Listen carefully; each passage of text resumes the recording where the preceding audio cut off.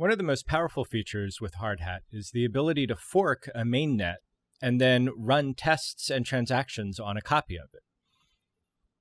Normally, when you're running the Hardhat network locally, it's just a simulated blockchain, and it doesn't have the context or contracts or balances or addresses found on the main network. But if you're making a real application with real functions that move real money around, you want to be able to test that. It would be really, really scary to just hope that it works right and that you can move $1 million around without knowing for sure. So to demonstrate this, we've got a contract called Balance Reader that's pretty simple. It's going to get the ERC20 token balance of an address and a token. In this case, we're going to run a test that gets the USDC balance of the Arbitrum1 gateway. The first thing we need to do is take a look at our imports. Unlike with Remix, we can't import directly from GitHub.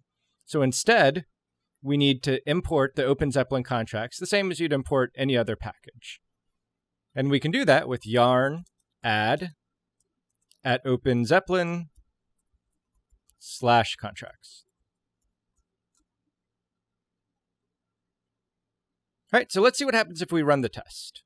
We can do npx hardhat test. And since this is still in our repository with our lock contract, but we don't want to run that, we can pick individual tests to run by adding a path to the end of this. So we'll say ./test,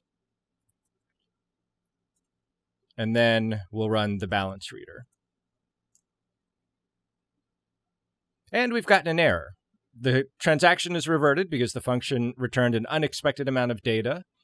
This usually means that there's been an error of some sort. And the reason why we're getting an error is because we're calling our get ERC20 balance of function, but the address and account for the account and the token address don't exist on the Hardhat network. So what we need to do is we need to update our Hardhat config and add this network. We'll add it like any other network, but what we're going to do is we're going to override Hardhat, which runs as the default network if you don't specify. And we'll add a property for forking. And then we need a URL. And in this case, we're going to use Alchemy's URL with our Alchemy key. So I'll grab that from over here to save some typing. And again, note that I've set up a mainnet key in our .env file. And then second, we need to enable it by adding enabled as true. So if we wanted to later stop using forking in our test, we can disable it easily just by making this false. Now we can run the tests again.